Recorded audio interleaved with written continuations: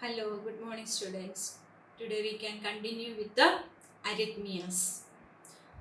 Last class we discussed regarding sinus arrhythmias. Today we can see about the atrial dysarrhythmias. We know the list of atrial dysarrhythmias that include premature atrial complexes, that's called PAC, atrial flutter AF, atrial fibrillation, atrial tachycardia, multifocal atrial tachycardia, that's of MAT, then supraventricular tachycardia, SVT, paroxysmal supraventricular tachycardia, PSVT, and wandering atrial pacemaker that I already discussed with the SA node arrhythmias. The origin is from, it can be from SA node or from any part of the atrium. That's why I just mentioned here also the wandering atrial pacemaker. First, we can discuss about the premature atrial complexes or PAC. A PAC is not a rhythm. It is an ectopic beat that originates from the atria. Usually, the beat originate, normal case, the beat originate from sinus node. Here, in PAC, premature atrial complex or contraction, an ectopic beat that originates from the atria. So normal beat, but just occurs early. Premature atrial contractions are beats which are initiated in the atria or upper chambers of the heart prematurely, which cause the SA node, the natural pacemaker of the heart, to be interrupted. That means that atrial contractions that will interrupt the SA node rhythms. Again, this premature atrial complex, that contractions results from an ectopic stimulus that arises from somewhere, either the left or right atrium. It's not from the sinus node, it originates from left or right atrium. The atria are depolarized from the ectopic stimulus, but the remainder of the conduction is typically normal through the AV node junction and downward into the bundle branches. That's why on ECG we can see normal PR and QRS morphology and intervals. It arises from left or right atria, but the following conduction that is normal. That's why on ECG there is normal PR and QRS morphology. Next we can see about the types of PAC. That a single PAC can occur, then in pairs the PAC can occur, or in short runs, that means every other beat a PAC can occur. That's called bigeminy, and an aberrant rhythm of PAC and a non-conducted PAC. So there are 5 types of PACs are there. Now, just to see the diagram of a single PAC. A single PAC, you observe that diagram, the above diagram, that example of a single PAC, that's an isolated PAC. The heart rate is, in this example, is of about 79 beats per minute. Just count and see. Then the first 3 beats are normal, but see the 4th beat that occurs early. You can see the P wave right after the T wave of the previous beat. See the P wave. This beat occurs at a rate of 106 beats per minute.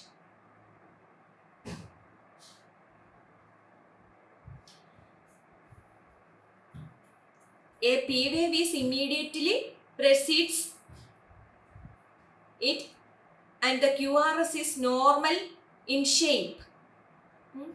That's why you sure that that's a PAC, because there is some confusions will occur whether it's a premature ventricular contraction or premature atrial contraction. So that P wave is there. That's why sure that it's a premature atrial contraction.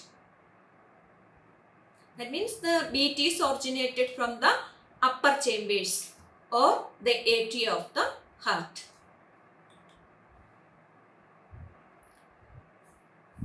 This is about single PAC. Now move to the second diagram. That's a ECG strip of a paired PAC. See the ECG strip. Here the underlying rhythm is normal, a normal sinus rhythm at 75 beats per minute. See the normal pattern, that's of 75 beats per minute. In addition, see it contains a PAC. PS, not a single PAC, it contains a PAC pair. That means a single PAC and a 3-beat run of PACs. See in that diagram, 3-beat run of PACs. The first beat is normal and then we have the PAC pair, then a normal beat, then a single PAC, then 2 normal beats, then a 3-beat run of PAC, then a normal beat. See the pattern. If a run of PACs contain more than 3 beats, that's of a special type. That is called supraventricular tachycardia. Premature supraventricular, paroxysmal supraventricular tachycardia. Or, but here this is a diagram of a paired PAC. Now move to the third type, say ECG of bigeminal PAC. Bigeminal PACs are PACs which occur every other beat. PAC, premature atrial contraction is there, it occurs after every beat. The patients with this bigeminal PACs that continue for a while over 30 seconds. If the patient is having this premature beat for even 30 seconds, that time the patient will feel lightheaded or faint. Person having this bigeminal PACs, they may have the complaints of lightheadedness and faintness. Why this occurs? This is because the premature beats are not pumping blood very effectively. If it's a normal beat, it's pumping blood effectively. But it's a premature beat means it's not pumping blood very effectively and the body is not receiving enough oxygen. That's why the person is having lightheadedness or fainting. This is a picture of bigeminal PAC. Now move to other type, aberrant PAC.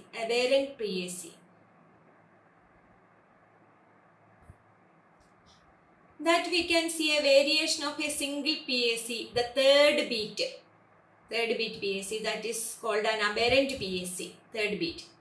In this case, the beat does not look the same as the normal beat. See, the beat does not look the same as that of the normal beat, which is usually, in the case of PACs, you see that it's not looking like a normal beat, but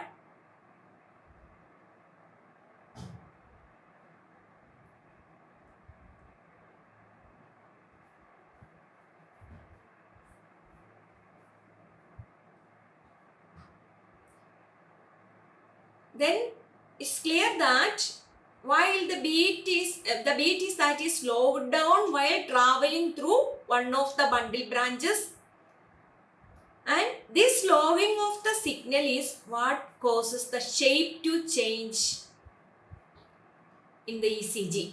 Shape changes in the ECG, slowing of the signals through the bundle branches to the ventricles. That is why one of the ventricle begins to contract before the other ventricle. There is difference in the contraction. One ventricle begins to contract before the other ventricle. That is in case of this aberrant PSC.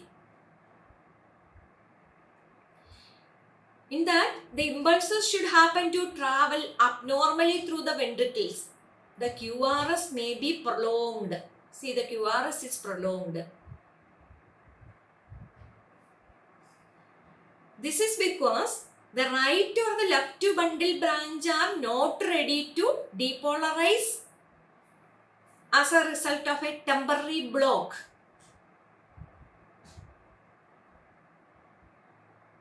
Again, you can see the QRS is wide following a PAC. That's why this is called aberrantly conducted PAC.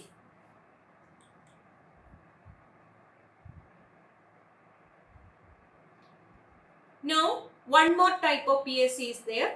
That's of non-conducted PAC.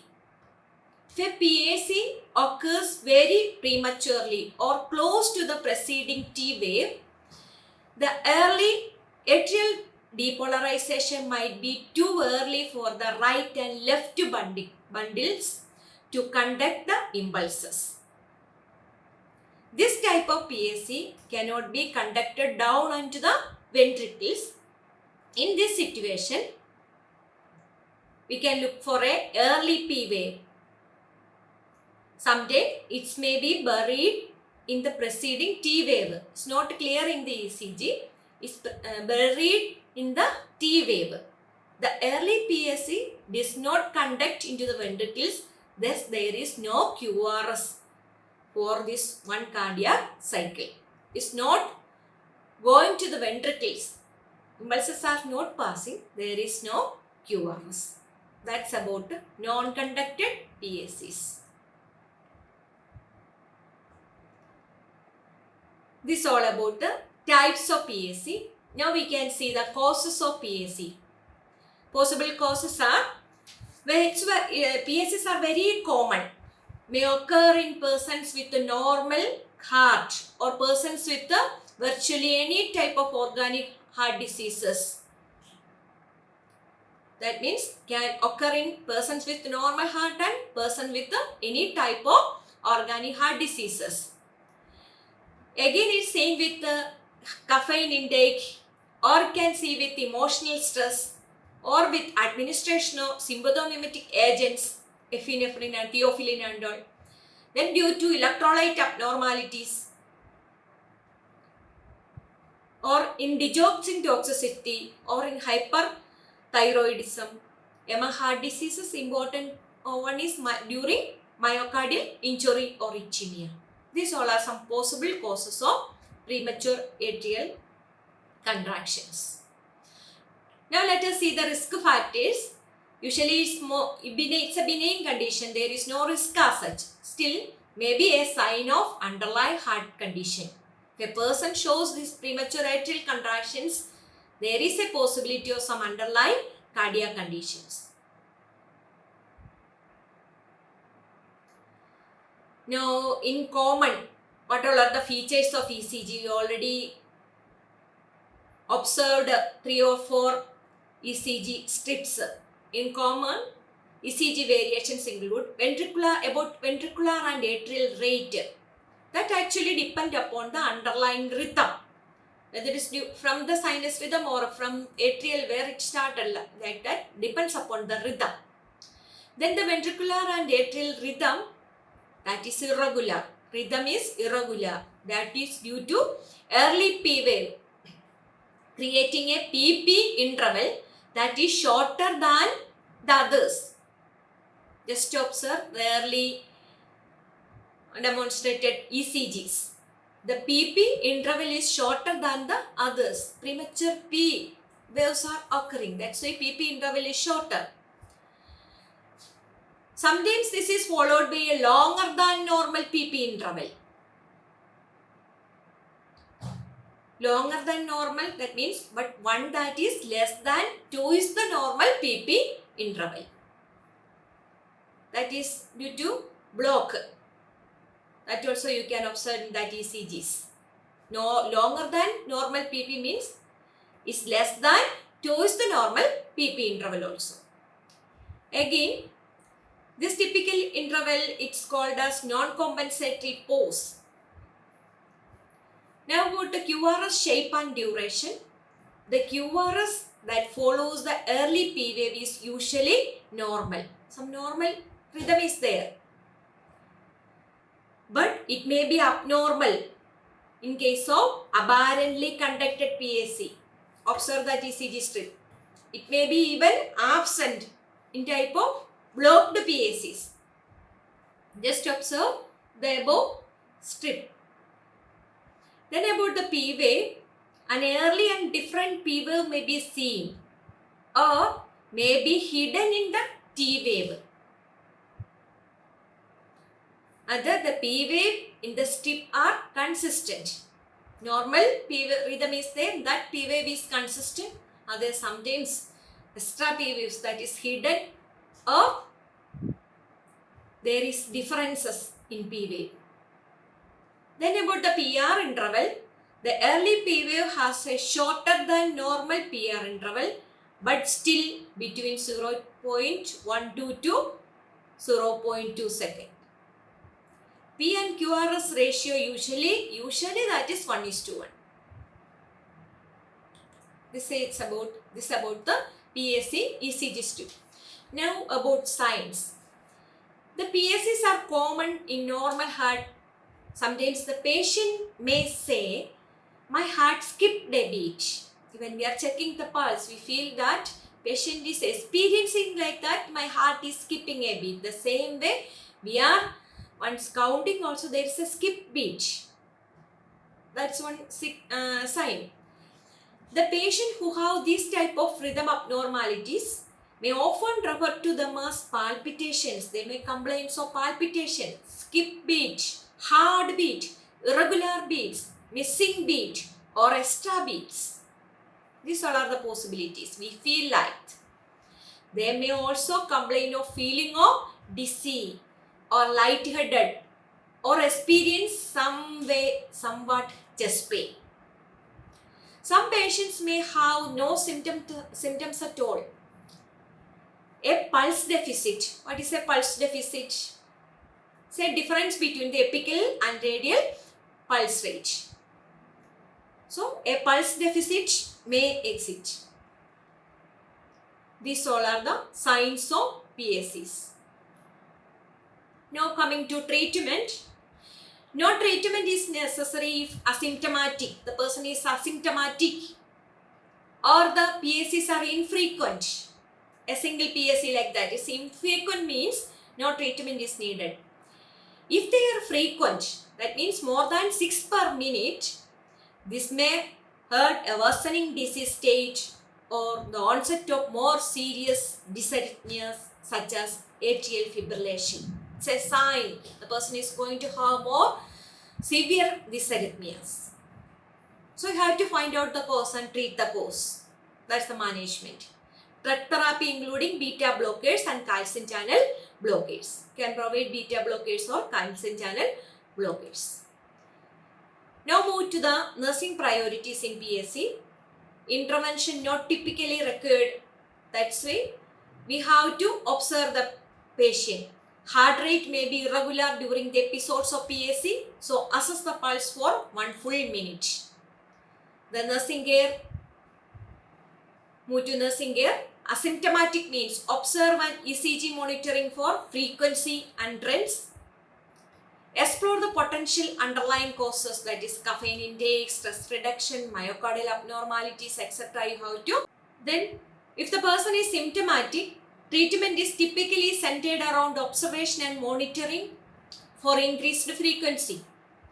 Be aware that the individuals may complain of palpitations or feeling of skipped heartbeat with an irregular pulse. Explain to them the reason for that. They are suffering from this particular type of arrhythmia. Increased number of PACs may be a forerunner for the development of atrial fibrillation or other atrial dysarrhythmias. So consider all these factors or nursing responsibilities, observe the patient thoroughly, record the ECG and observe for the clinical features of the patient and inform the physician appropriately. This is all about premature atrial contractions. Next we can see about atrial flutter. Atrial flutter occurs in the atrium and creates the impulses at an atrial rate between 250 and 400 times per minute. Because the atrial rate is faster than AV node, it can conduct not all atrial impulses. It's not conducted into the ventricles. That causing a therapeutic block at the atrioventricular node. This is a significant feature of this type of arrhythmia. If these atrial impulses were conducted to the ventricle rate would also be 250 to 400, which would result in ventricular fibrillation. That's a life-threatening condition. Anyway, you can see the atrial flutter causes with advanced age or due to valvular heart disease or coronary artery disease or due to hypertension, cardiomyopathy, hyperthyroidism or due to pulmonary diseases. This atrial flutter can occur. Again, due to acute or moderate or heavy ingestion of alcohol or after open heart surgery. Sometimes it can occur with patients with no underlying pathology. This is all about the causes. Now the clinical associations. So usually occurs with the CAD, mitral valve disorders, pulmonary embolus, then chronic lung diseases, cardiomyopathy. Then thinking about the significance.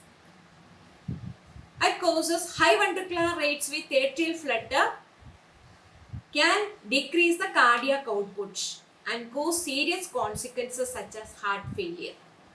That's the complication or consequence or significance can lead to heart failure due to decreased cardiac output. Risk for stroke because there is chance for emboli formation or thrombus formation in the atria. Now just observe an ECG strip of this atrial flutter. These atrial flutter are caused by a large re-entrant circuit in the wall of the right atrium.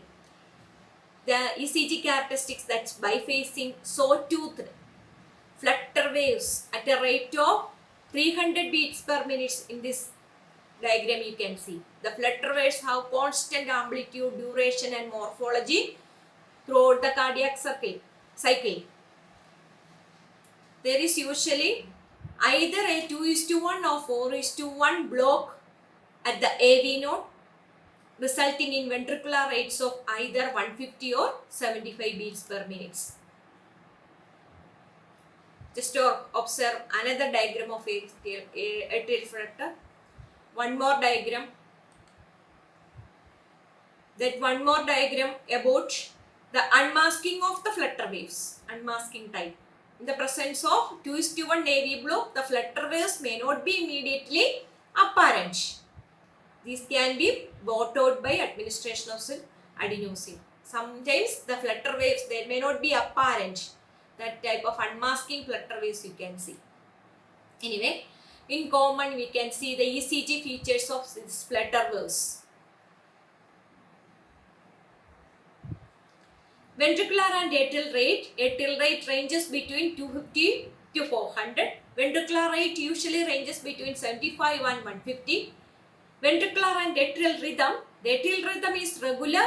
The ventricular rhythm is usually regular but may be irregular because of change in the AV conduction. The QRS shape and duration. Usually that is of normal, the QRS, but may be abnormal or may be absent. P wave that's a saw-toothed shape. These P waves are referred to as F waves. See in that diagram you can see it's written as F.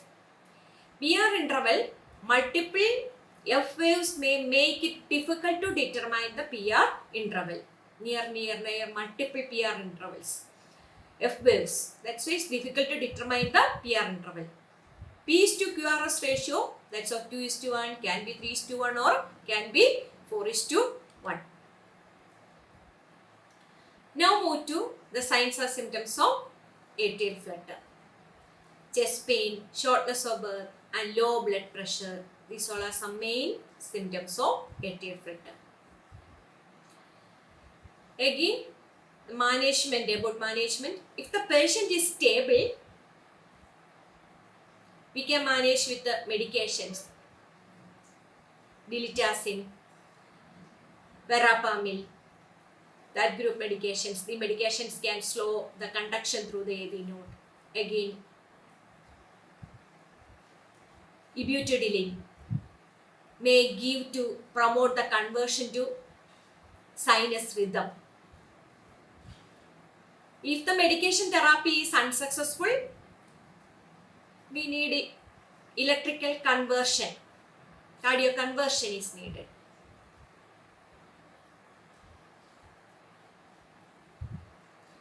After the conversion, cardiac rhythm conversion, we have to provide medications like quinidine, plecanidine, and propranolol, propafenol. These all you can give.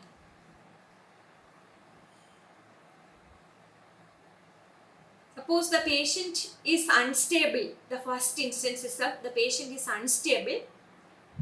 Electrical conversion is usually indicated. Now about the nursing management. The primary goal is to slow the ventricular response by increasing the AV block.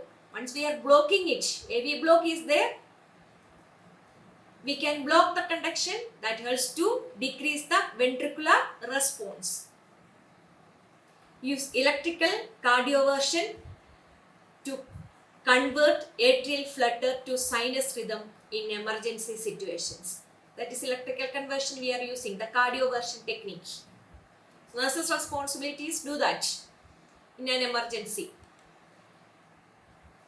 Again, administer medications like digoxin, beta-adrenergic blockers that used to control the ventricular rate. Again, administer antiarrhythmic drugs that used to convert atrial flutter to sinus rhythm or to maintain a sinus rhythm. Again, one more treatment modality is there, that is radiofrequency catheter ablation. That we are using it for as a curative therapy. Concentrating on the ectopic focus. That also we can assist the physician in doing that ablative therapy. This is all about nursing management.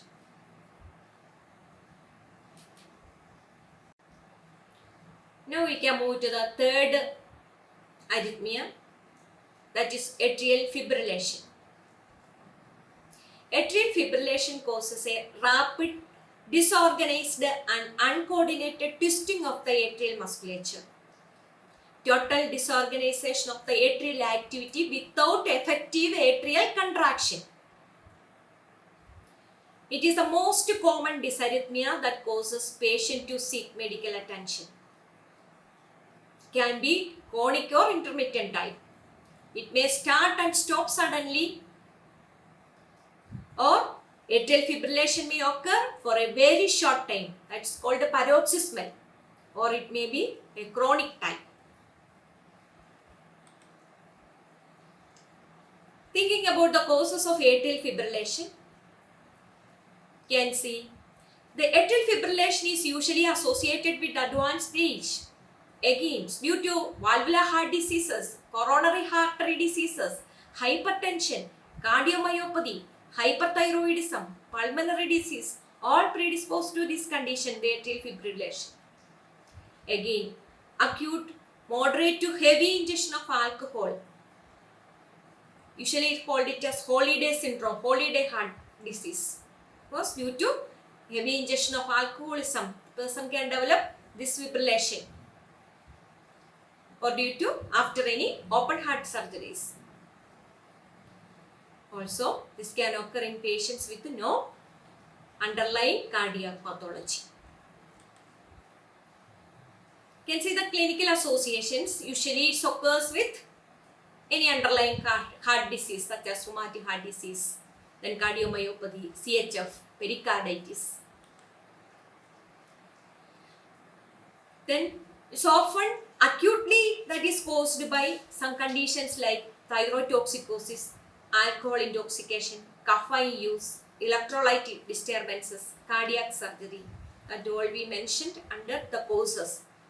But these all are some clinical associations too. Now observe the ECG strip of atrial fibrillation. Atrial fibrillation is caused by numerous wavelets of depolarization that spreading throughout the atria simultaneously, leading to an absence of coordinated atrial contraction. Atrial fibrillation is important because it can lead to hemodynamic compromise. There is chance for systemic embolization. Observe the ECG strips. One more ECG strip. Another ECG strip. Now we can identify the features on the ECG. Ventricular and atrial rate. Atrial rate is 300 to 600. Ventricular rate is usually 120 to 200 in untreated atrial fibrillation. Ventricular and atrial rhythm, that's highly irregular. See the strip. QRS shape and duration. That is usually normal but may be abnormal. Then see the P wave. No discernible P wave. Irregular undulating waves are seen and are referred to as fibrillary or F waves. No actual P waves but also fibrillary waves. That's why it's called as F waves. Then PR interval cannot be measured. P and QRS ratio, that means for many P waves you can see a QRS. Many is to 1. That way the P and QRS ratio. This is about the ECG. Now we can see about the signs. A rapid ventricular response reduces the time for ventricular filling.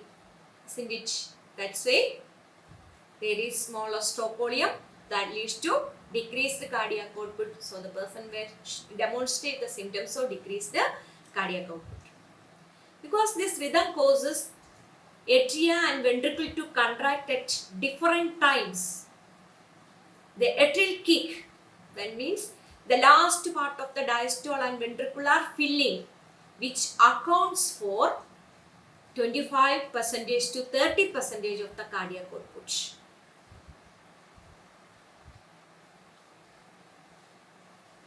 That is the atrial kick. So, in different times once it contracts means the atrial kick is lost. This leads to symptoms of irregular palpitations, fatigue and malaise. There is usually pulse deficit. Difference between the apical and the radial pulses. Now about the risk factors. The shorter time in diastole reduces the time available for coronary artery perfusion, thereby increasing the risk for myocardial ischemia. The erratic atrial contractions promotes the formation of thrombus within the atria, increasing the risk for an embolic event. There is 2 to 5-fold increase in the risk of stroke. That means CVA. There is decreased blood supply to the brain. These all are the risk factors.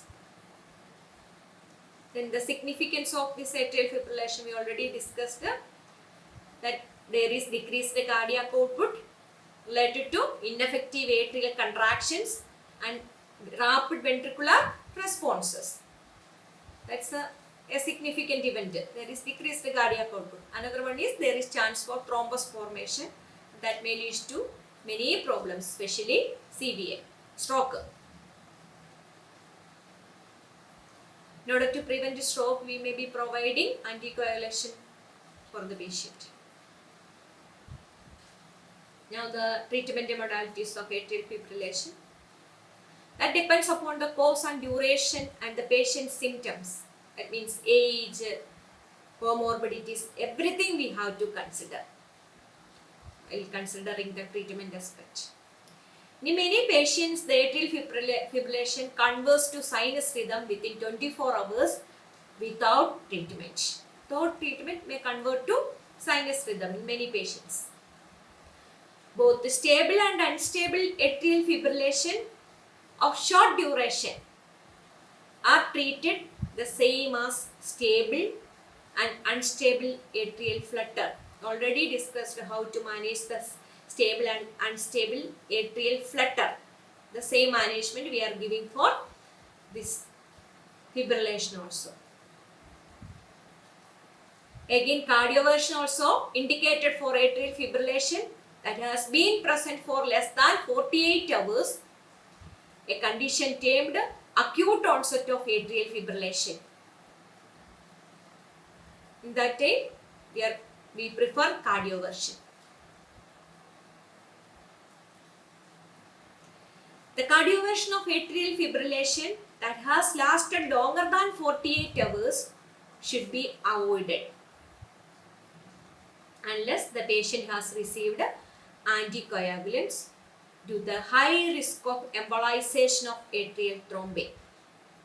If after 48 hours means there is chance for thrombus formation, so avoid cardioversion. Otherwise, the patient must receive anticoagulants. For the atrial fibrillation of acute onset, the medications like quinidine, flecainate, propafenone,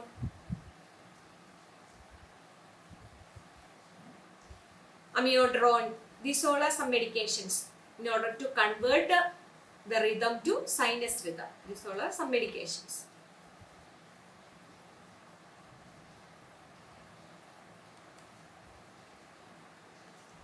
Again, to prevent the recurrence and to maintain a sinus rhythm, again we can follow these medications, quinidine and all.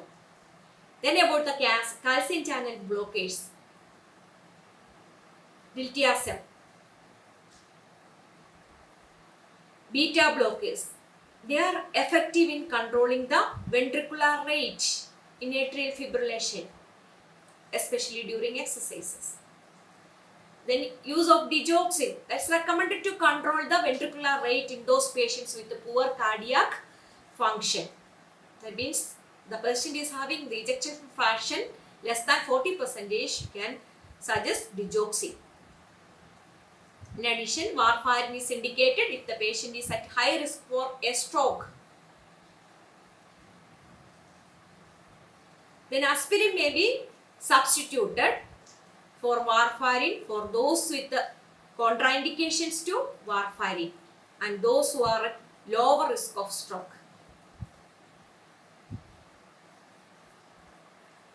The choice of these antithrombotic medications can be guided by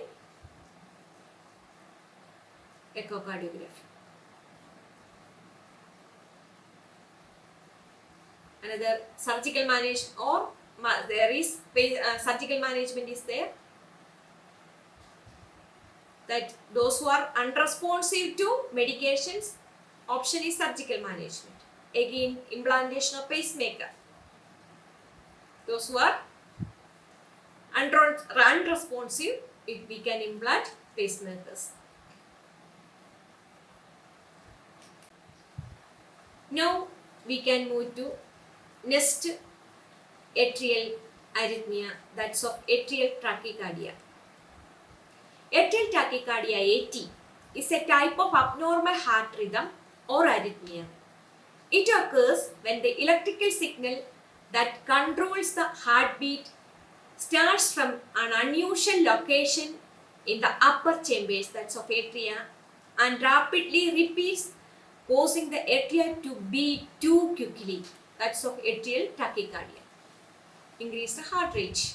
Atria is beating quickly.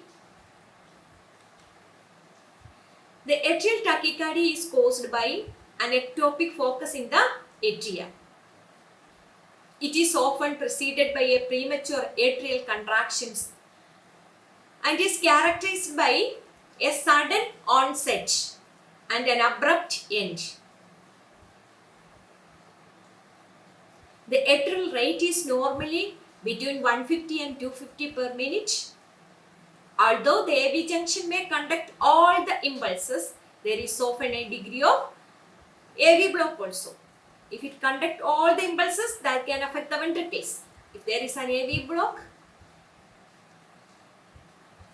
the ventricles can escape. You can see the pathophysiology of this atrial tachycardia as such. Usually, it's due to a single ectopic focus.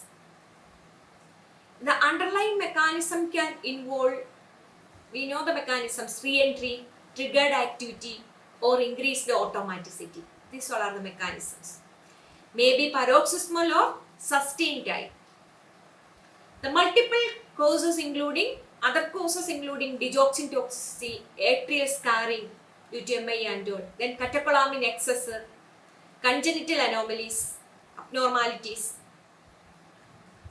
or another cause is idiopathic.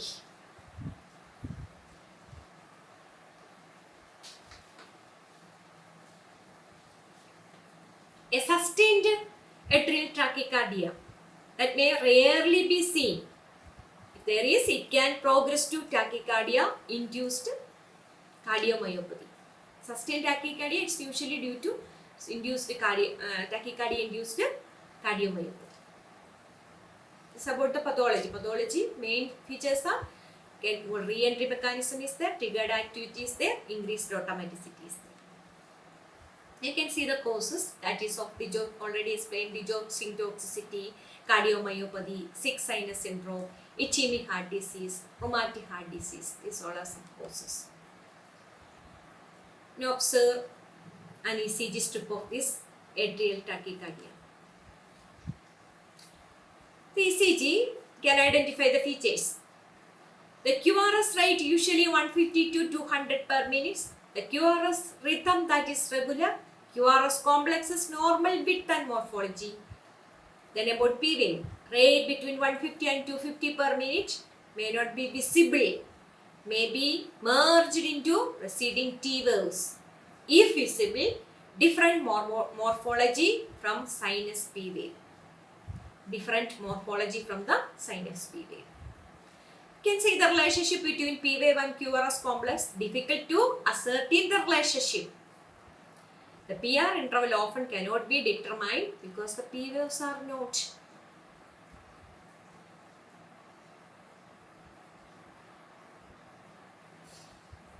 If AV block, P waves are not, that's not conducted to the ventricles.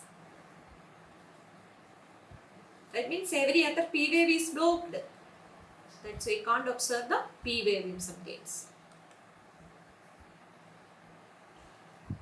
In atrial rate, that's of above 100. The P wave morphology is abnormal. Why? It's due to ectopic origin. Origin is ectopic. That's why P wave morphology is abnormal. Again, we can see P wave is inverted in the inferior leads, the 1, 3 and AVF. Inverted P waves we can observe.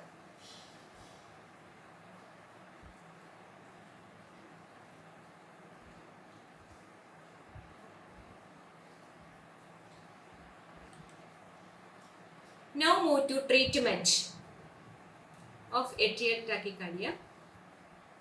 Vagal maneuvers and adenosine may be effective at terminating this particular arrhythmia. The patient is taking digoxin. Toxicity should be suspected and you have to discontinue the digoxin. Cardioversion should be avoided. in these patients. Why? They may produce intractable arrhythmias. That's why you have to avoid the cardioversion. Any electrolyte imbalances should be corrected. The treatment of multifocal atrial tachycardia associated with the respiratory disease is to ensure that serum potassium levels are adequate and to treat the underlying respiratory problem.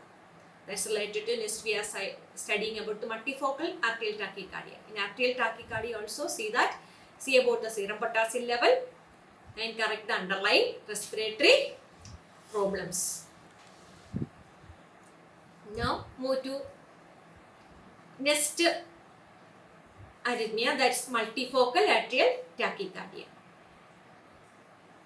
Multifocal atrial tachycardia occurs when multiple areas or ectopy foci within the atrium that generate consecutive action potentials that are all conducted to the ventricles. In atrial tachycardia, one foci, here multifocal, multiple focuses are there and all action potentials are conducted to ventricles. It can occur in critically ill patients with the respiratory diseases. It is characterized by multiple atrial foci resulting in P waves of varying morphology. ECG we can see P waves of varying morphology. Observe the strip.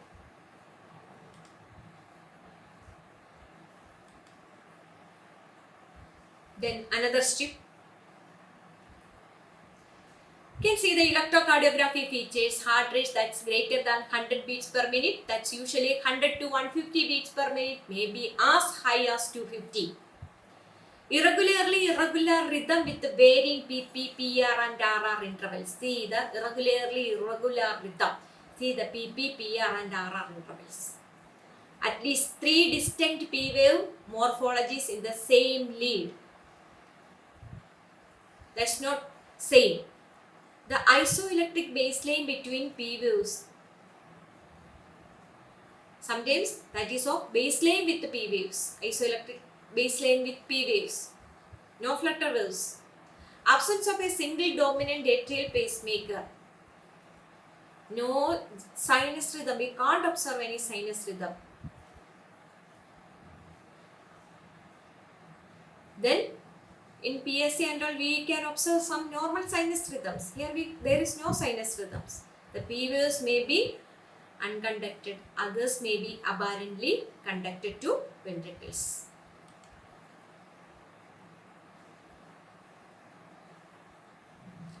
Again, the multifocal atrial tachycardia that is characterized by an electrocardiogram strip with the 3 or more P waves of variable morphology and varying PR intervals plus tachycardia, which a heart rate exceeding 100 beats per minute, a narrow QRS complex are visible. This is about the second strip that you can observe. Just observe the strips and understand. Now we can move to the mechanisms of MAT, multiple atrial focus. Mechanism that arises due to combination of factors that are present in hospitalized patients with the acute or chronic respiratory failures. One of cor pulmonale. Atrial dilation is there due to cor pulmonale. That's a mechanism. Then increases sympathetic drive, hypoxia, hypercarbia, use of beta agonist, use of theophylline, electrolyte abnormalities like hypokalemia, hypomagnesemia. That all due to secondary due to diuresis. Due to diuresis, there is chance for hypokalemia and hypomagnesemia. These all are some mechanisms or the causes behind this problem.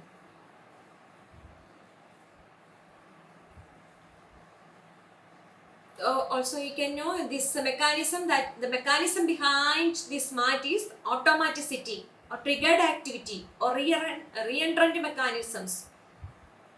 Most of them correspond to the mechanism of automaticity or reentrant mechanism.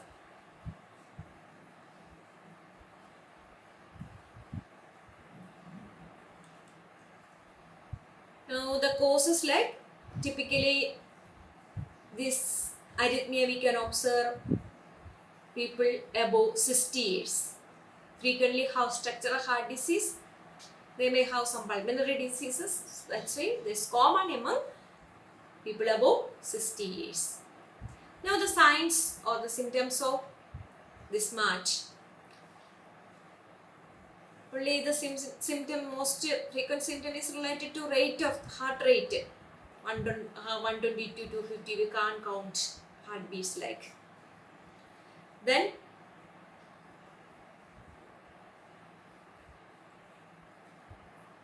no special signs as such we can't see.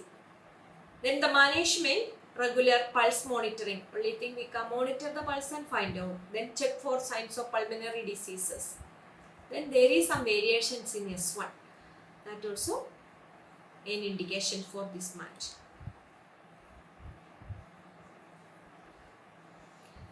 Now we can see another atrial dysarrhythmia, that's a supraventricular tachycardia.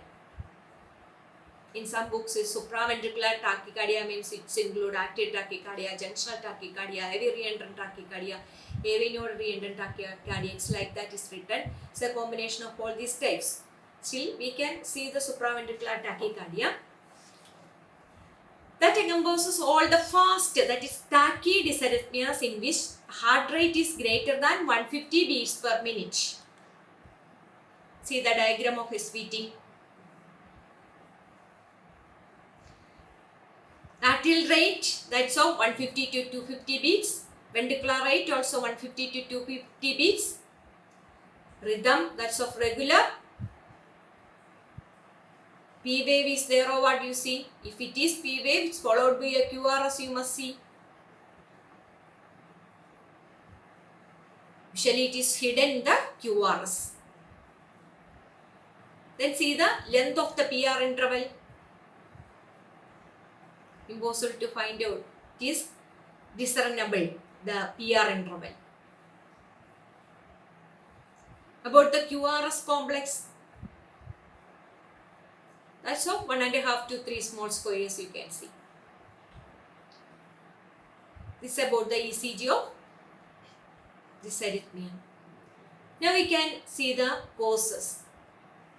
Causes include the use of stimulants, hypoxia, stress, overexertion, hypokalemia, arteriosclerotic heart diseases. These all are the causes. Now we can move to signs and symptoms. Include palpitation, chest discomfort, that means a pressure or tightness or pain of the chest, lightheadedness, dizziness, syncope, shortness of breath, a pounding pulse, sweating, tightness or fullness in the throat, tiredness or fatigue, excessive urine production. These all are some signs and symptoms of dysarrhythmia. About the risk factor, there is chance of heart failure with the prolonged supraventricular tachycardia.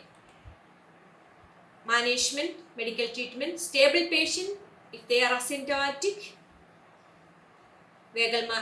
nothing is there. Then vagal maneuvers is another management. Drug management, usually adenosine. Then if the person is not stable, management is cardioversion. About the nursing care, how to administer oxygen, vagal maneuvers, cuff and Valsalva maneuvers. Then start IV, notify the physician. If needed, how to prepare for cardioversion.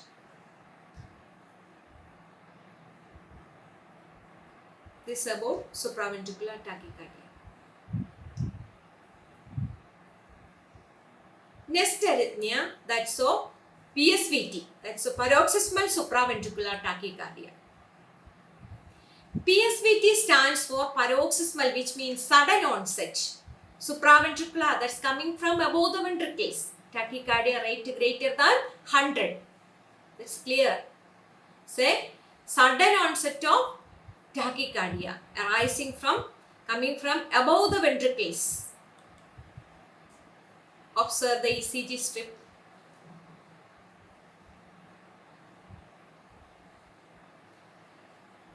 This is described as PSVT since no P waves can be seen. The first beat is a normal beat with the second beat being the beginning of the PSVT at a rate of 205 to 225 beats per minute. See the ECG, we know P wave, we can't count the rate and low. Now about the signs of the symptoms of this PSVT.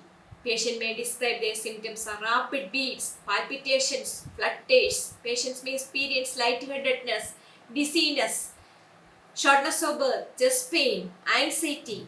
These all are the signs or symptoms. Moving to treatment. If the episodes are short and infrequent, no treatment may be necessary. The patient have significant frequent symptoms, the use of medications or an ablation therapy may be indicated.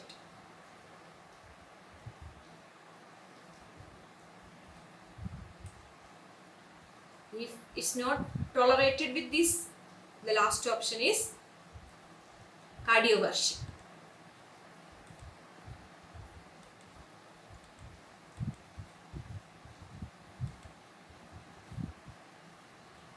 So, this all about our atrial arrhythmias, started from premature atrial complexes PAC, then atrial flutter, atrial fibrillation, atrial tachycardia, multifocal atrial tachycardia, supraventricular tachycardia, paroxysmal supraventricular tachycardia. Just covered these all arrhythmias. Thank you.